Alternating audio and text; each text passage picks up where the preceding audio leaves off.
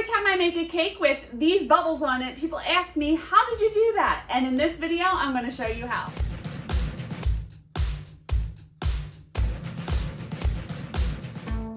Hi, it's Carolyn. Welcome back to my channel. I'm a professional cake decorator just outside of Philly. I've been decorating cakes since 2002, and on this channel I share my tips and tricks and ways that I bake and decorate cakes to help you along your journey. So if you'd like to join me, hit the subscribe button and the bell so you can get notified whenever I release a new video. So I am making the bubble cake that everybody always asks me, how do I make these bubbles? And I've seen the bubbles done before with chocolate or gelatin, but we do it, well, I'm gonna do it in this video with marshmallow fondant to make the bubbles. And it's pretty easy, and I wanna show you how to do it. So, and before we get started, I just wanna let you know that I did design my first free guide for you guys. It's a birthday cake design blueprint, and it will help you come up with designs for your birthday cakes. I will link that in the description below. So let's get into the video. All right, now I want to make the little bubbles, and I've seen them done in chocolate and gelatin or whatever, but I make them out of marshmallow fondant. So here I have some marshmallow fondant. This is some others that I'm using, but I will link my recipe for the marshmallow fondant below. You will need some Tylose powder. The Tylose powder is going to allow the fondant to dry really hard, and the bubbles are going to hold its shape. And some coloring to color whatever color you want the fondant to be. She wants white, tan, brown, silver, which is going to be gray, and I'm going to paint it silver, and then some light blue.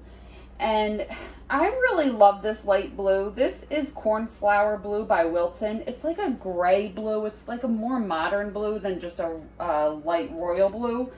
I love this color. I can link this below. So let's make all of the fondant that we're going to need. Now, this fondant, I'm using it because it has to dry really hard, and I already have Tylose mixed in here.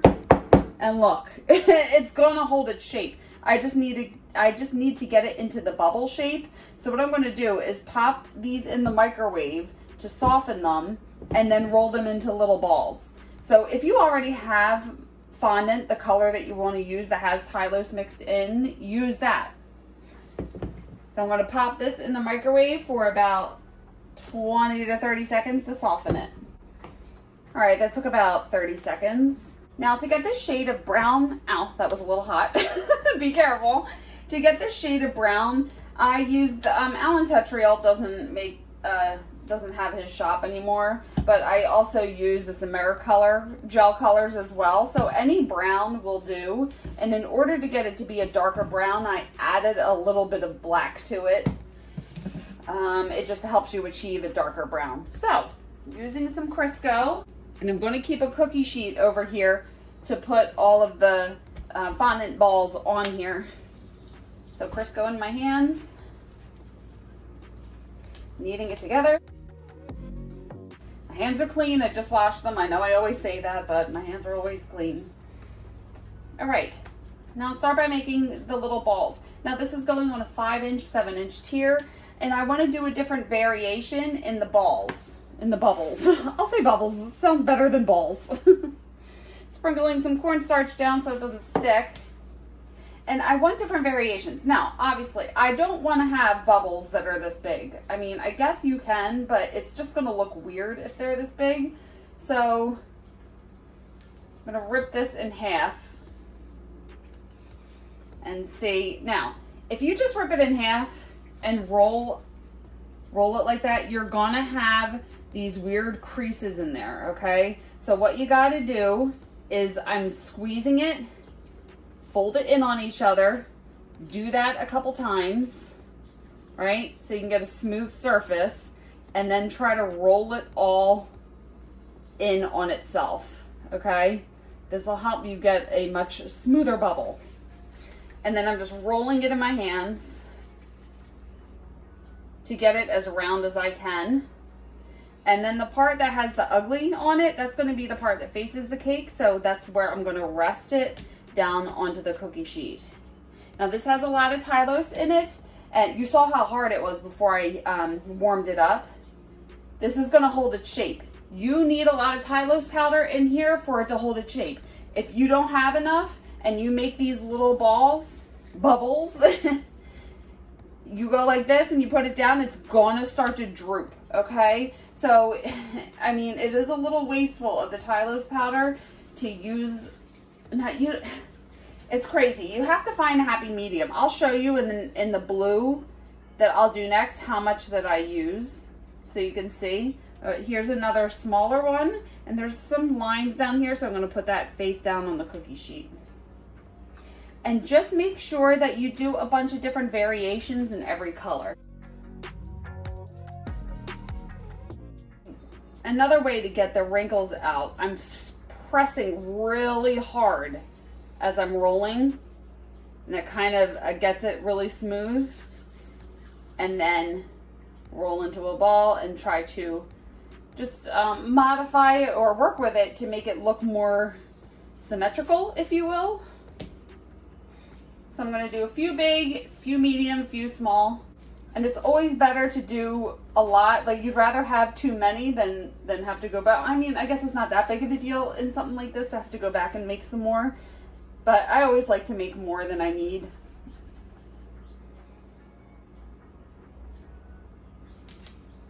And if you find that when it's sitting, it starts to look a little flat and droopy, you just pick it up again and roll it around and try to get its shape back. From sitting it down, it may get flat on one side, but that side is going to go against the cake, and there's going to be so many bubbles on the cake that you're not even going to be able to tell.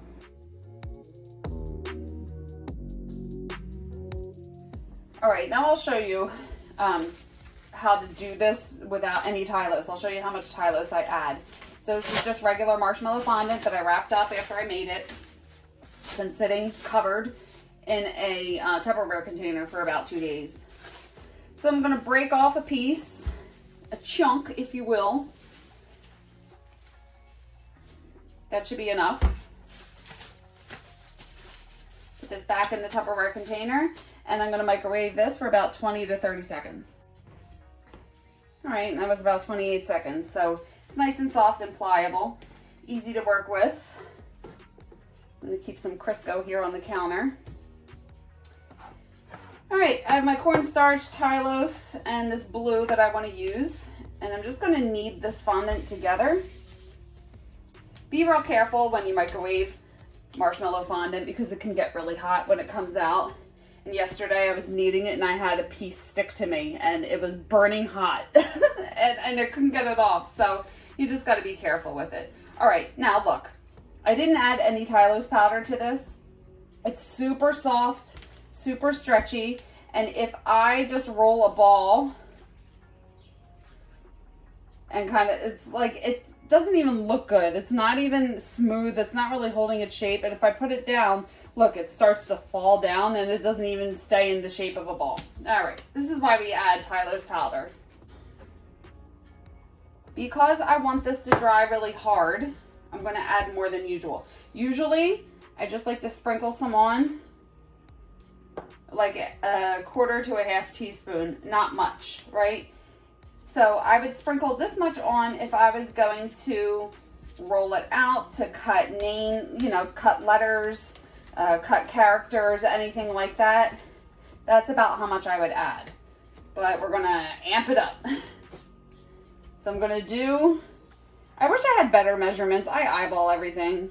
That looks like it's about a teaspoon in this whole thing. Fold it up and knead it all together.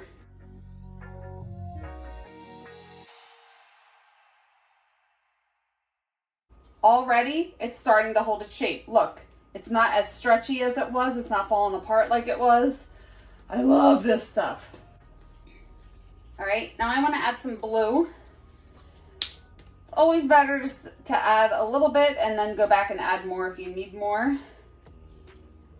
So I guess I want it like not too light, not too dark, like a medium hue.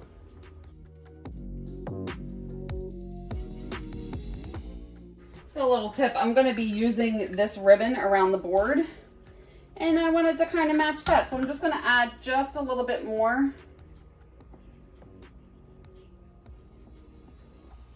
Sometimes I don't match the coloring to the ribbon and then the ribbon is a little off.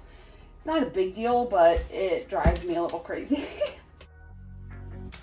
And that's a pretty good match. So just look at this blue. It's like a gray blue. It's so pretty. I don't know. I just love using cornflower blue rather than just a couple drops of a royal blue. Right, and same thing. I can see this ball starting. So look at this. It's flat on this end, right, as it's sitting. So I can try to smooth it out a little more.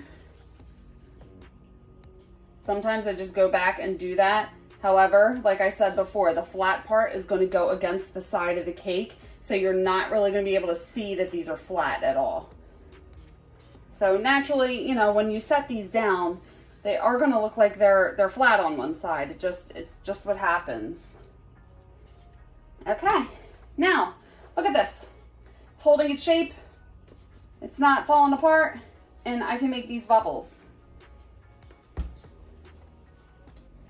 So grabbing the piece, pressing it really hard, and then roll into a ball.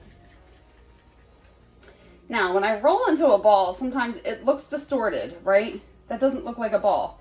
So then I just take my fingers and just make it look rounder, right? Find an ugly side, put the ugly side down, and continue. So I started putting them in order, that way I can see that I have a variation in the sizes. And today is, what is today? Today's Wednesday, and I'm making this for a cake for Saturday. I'll be able to put these on the cake tomorrow. I just want to make them at least a day in advance so they can dry all day. It's around 12:30, so they'll be drying for about 24 hours before I put them on the cake, and they will be really hard and hold their shape.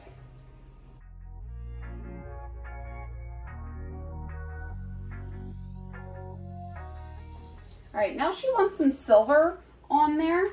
And whenever I do silver, I start with a gray base. I actually already had some gray fondant, and I'm just going to add a little more white to get some more of it. And to get gray fondant, I just did a little bit of black. And because black has kind of like a purpley hue to it, I add a little bit of yellow to cancel the purple. I'm talking a tiny bit. So I add a tiny bit of black and a teeny bit of yellow. It cancels the purple undertone of the black color. All right, so this already had Tylose in it, so I'm not going to add any. But look, I want to make this a little deeper. So look, just a tiny squeeze of the black. Just like that bit, that much. And then seriously, look how little bit of yellow. It's just a little tiny bit of yellow. So if you ever use just black, just a little bit of black to get your gray and notice that it's purple, you need to use the opposite color on the color wheel, right? So yellow is going to cancel out purple, but you have to remember and be mindful not to use too much because then it's going to look yellow rather than gray. Now, since you wanted silver, I'm doing gray. If you wanted to do gold, I would start with like a light yellow fondant. If they want rose gold, I would start with a light pink. Dude, I wasn't even recording. I just did this whole tan tutorial and I didn't press record. So in order to get tan, this shade of tan, it's not just brown. If you add just a little bit of brown, it's going to have a pink hue to it. It's going to kind of look like my skin, right? So in order to cancel the pink, opposite color on the color wheel is green. You add a teeny amount of green. Like you don't even need that much, just like the yellow that we did in here. And then add a little bit of yellow to bring it to a warmer shade. So it's probably, I would say 4 parts brown to a half part of green to 1 part yellow. Okay, and just keep playing with that until you get it to the desired shade. I can't believe I literally was talking for 5 minutes and I wasn't even recording. So now I have brown, white, blue, tan, and gray for the silver. So I'm just gonna finish rolling all of these out in little bubbles. See how it's shiny? I put some Crisco on my hands and it is a little shiny. So just rubbing my hands in some cornstarch and then rolling it again. And now it's not. All right, now I have all my bubbles made. You can go back and look at any that look like they're a little misshapen and try to get them a little rounder. But they are starting to hold their shape here. And what I'm going to do, I want to let these dry, like I said, for, you know, up to 24 hours, even longer if you want to. And I'm just going to leave these out. So they're going to be at room temperature. I'm not going to wrap it in plastic wrap or anything. Let it be exposed to the air so they could dry hard. And then tomorrow we will put them on the cake. All right, now I want to paint the gray bubbles silver. And to do that, I just have another cookie sheet with a paper towel on it that I'm just going to transfer these on and leave them sit on here. I have this Rolcom Super Gold, Super Silver, I'm sorry. This is a silver powder. I get it at sugardelights.com. And we're just going to use a little bit of it on a plate with a paintbrush and mix it with some lemon extract. The alcohol in lemon extract evaporates really quickly and you can handle them much faster. So I'm going to take the lid and just tap the jar to get some of it to come out.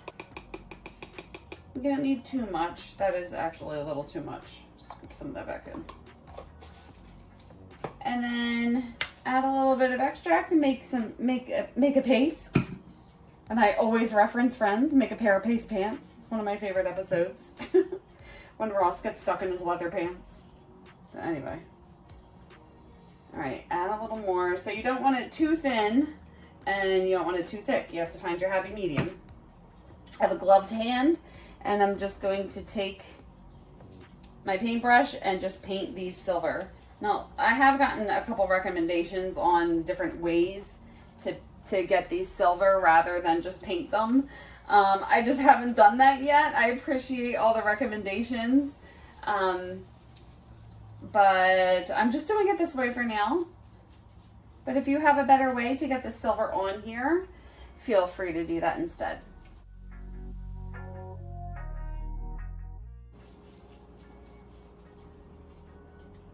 All right, and just set these aside to dry for about 5 to 10 minutes, and then we will put the bubbles on the cake. All right. Now we are ready to put the bubbles on the cake. I have this cake, it's right out of the refrigerator. So the icing is solid. I always like to prove. The icing is solid. It's not gonna get messed up as I do this. This technique, this textured buttercream technique, I do have a video on how I make that and I can link that below. So now to do this, you're gonna need a lot of toothpicks. It just is what it is. I always tell people whenever they get this design, just be careful of the toothpicks behind the bubbles when they cut the cake. And you're gonna need an icing bag that has, I have a tip number 4 on here, but icing in the same color that you ice the cake.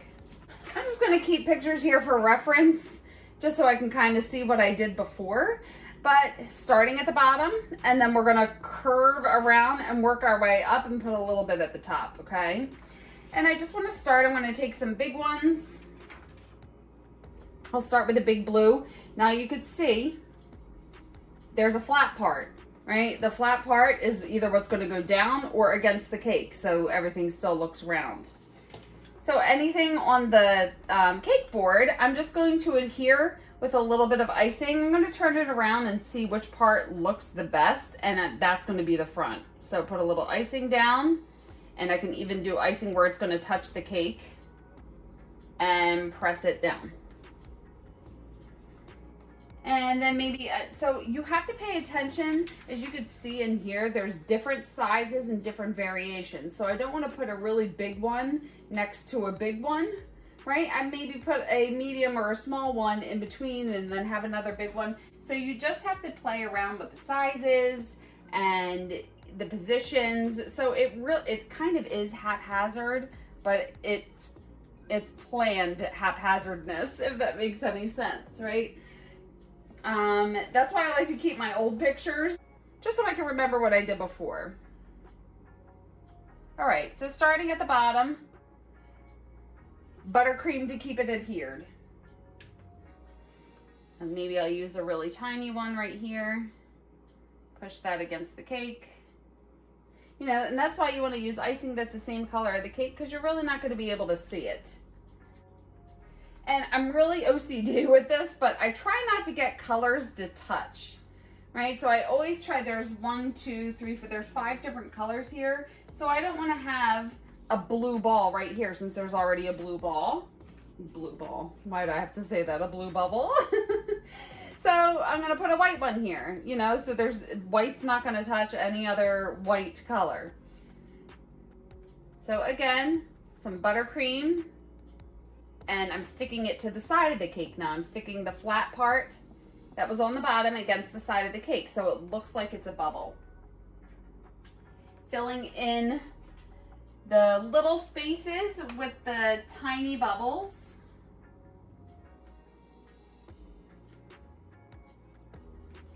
And in order to get it to cascade, you kind of have to pay attention. I'm going to start here and try to make a trail coming up this way to the top, right? So it's going to go diagonal across the cake. Now you can also see here, I have some random ones as well, right? So I have them clumped together, and then I have a few, you know, just on their own. And before you use it, you could just take one, see if it looks good there, and then put it down. And any cornstarch that's on here, we can wipe off with a paintbrush when we're done. So you can see some of the icing sticking out behind here. You don't have to worry about it because the bubbles will cover it, and if it doesn't, then we can use a paintbrush and smooth it out. Now, I have this one here, and I'm going to put this against the side, but I feel like it doesn't have a lot of support from this little bubble underneath. So what I want to do is get a toothpick and just stick it in. Now, I'm going to stick it in on an angle, just a slight angle, right? And then I can get a little bit of icing on the back, but the toothpick is really going to hold it, and then stick it in. So that's going to prevent the ones that don't have support from the bottom bubbles from falling out. Okay, so there are toothpicks that have to be used. You know, it's just part of the process, but yeah, as long as you let your customers know that there are going to be toothpicks behind the balls, then it should be okay. And sometimes you don't have to use a full toothpick. You break it in half and just use a half of one. Stick it in. I still like to put some icing on the back. Right? And then it, just like a puzzle, you're trying to find ones that fit in there, that look good in the spot.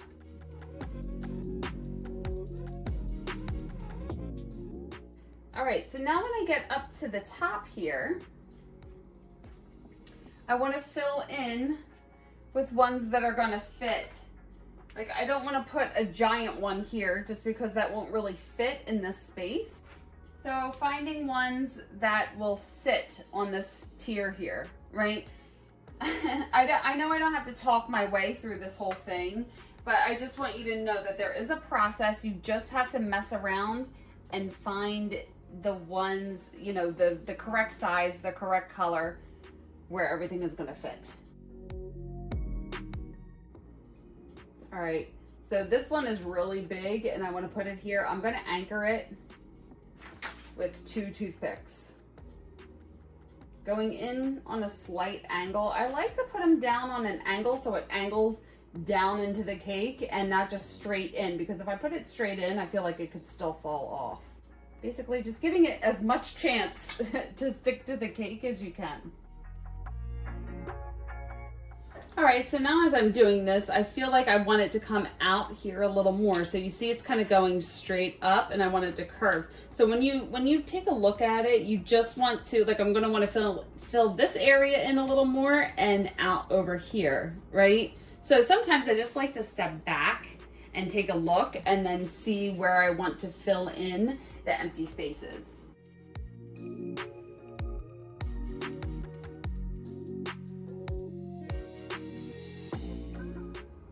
Right now I'm getting closer to the top.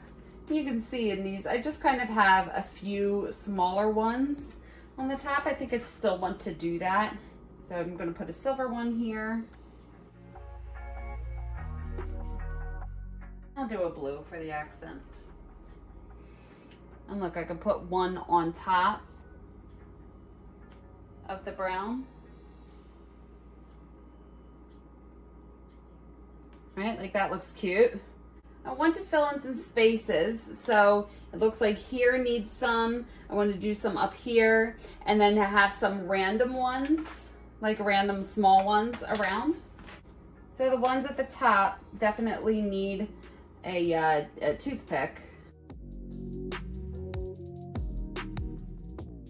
Every time I do one of these random ones, there's a toothpick behind it because I'm just nervous that just using icing is not going to hold it. So since these are tiny ones, just break the toothpick in half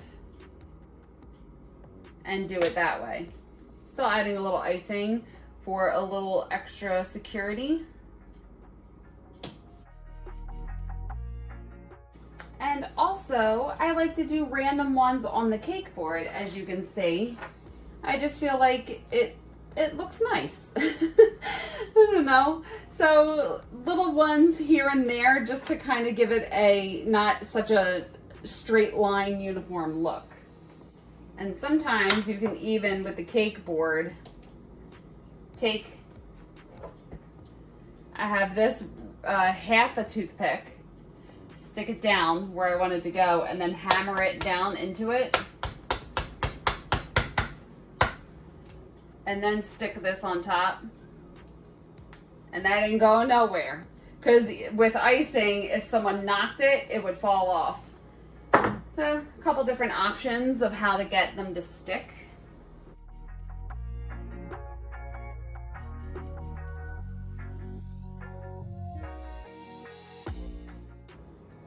Now I want to do this single one. I think I want to do tan instead, but since it's bigger and it's going to be on its own, I'm going to use 2 toothpicks.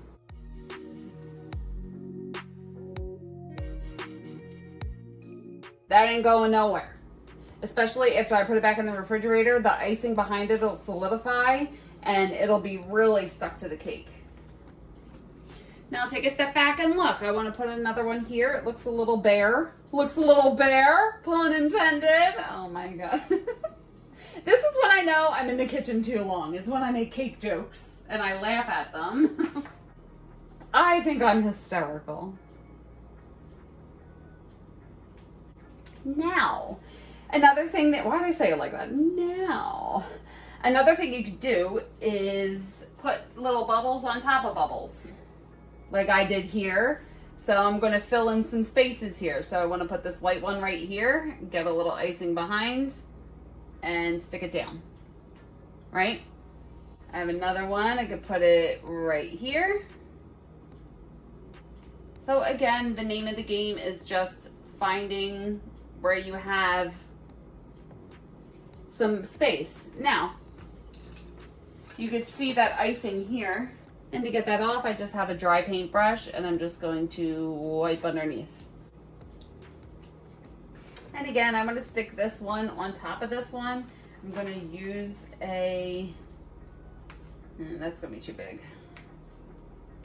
Use a toothpick. I'm going to break some of it off so it can go down into here. And I already put a toothpick in the cake board to hold this. It's not moving.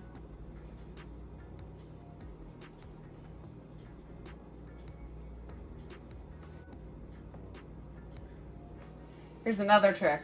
I'm going to stick this toothpick through the cake, through that hole into the cake. and that's going to hold it there. Okay, you can't even see it. All right, so a lot of different options, a lot of different ways that you can get these secure on the cake, using icing, using toothpicks, you know. Take a small paintbrush and a paper towel, and I'm gonna get low, and I'm just gonna see where the icing looks like it's messed up or where it's sticking out a little bit from me putting it behind the little bubbles before I put it on the cake. So you'll be able to see, like right here, you can see the icing sticking out, so I'm just taking the paintbrush and just wiping that off and getting it off on the paper towel.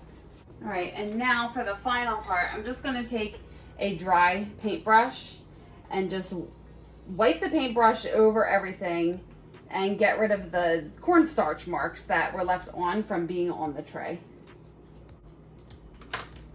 And there is your Totes Adorbs little bubble cake. And I need to stop saying Totes Adorbs. I know it's not cool anymore, but it really is Totes Adorbs. So here you go. Here are your fondant bubbles all on your cake. I'm going to say Totes Adorbs. I'm allowed to say Totes Adorbs. I sound like that old lady who's trying to be the cool kid. But it is so adorable. I did not film how to do the teddy bear. I just ran out of time. I have so much going on this week that I didn't have time to film it. However, I did film a video before on how I do Cookie Monster, and Cookie Monster is very similar. It's a very similar technique to what I do, except the ears and the eyes and the nose are a little different. So I can link that in the description below. But yes, I love the look of this cake. You just have to make sure that you add enough Tylose, make sure that the balls or the bubbles dry so they get really hard, and make sure you have enough support behind them using toothpicks and icing so they don't just fall off the cake. So I can't think of anything else to say about this. And I know I always say that, but I really can't think of anything else to say. And then when I post it, I'm gonna be like, oh, why didn't I say this? Because people are gonna ask me questions. So if you have any questions about this design or anything, leave it below and I will get back to you. And what is my spiel? I should know this by now. I always mess it up. Social media. You can follow me on social media. I am on Facebook and Instagram, or Instagram and Facebook, and I'm on my website, and I will link everything below as well. And if you'd like to keep watching me, you can watch these videos next and hit the subscribe button and the bell if you haven't already. Please like this video if you liked it and got something out of it. It really helps out my channel. Thank you so much for watching, and I will see you on the next one. Bye.